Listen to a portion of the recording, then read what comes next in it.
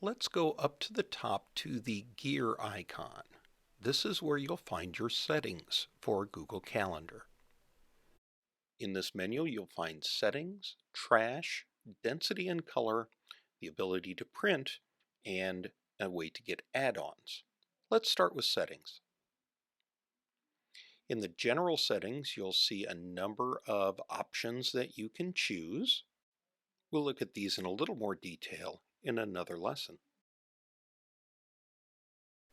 Let's go back and I'll show you the next item, which was the trash. If you ever delete an item, you can always retrieve it from the trash and restore it to your calendar. And if you have multiple calendars, those will appear there as well. Let's go back to that settings menu, the gear icon, and look at density and color. Here you can change the way your calendar looks. You can also change how much information is displayed on your screen. Some like compact. I will personally leave mine on responsive. Click Done. And let's go back to our settings menu.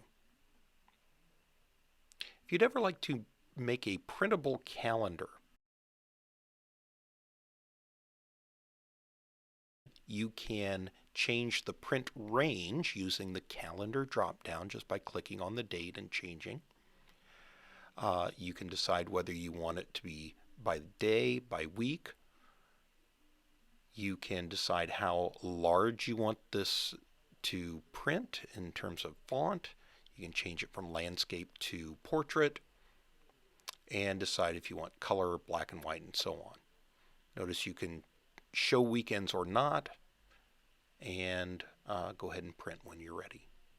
Back at the settings icon, add-ons are available to enhance your use of Google Calendar. Some of these may not be available to you. Some of these may require a subscription, so please read those carefully before adding any on. And this is the exact same menu that appears if you click the plus sign on the right-hand sidebar.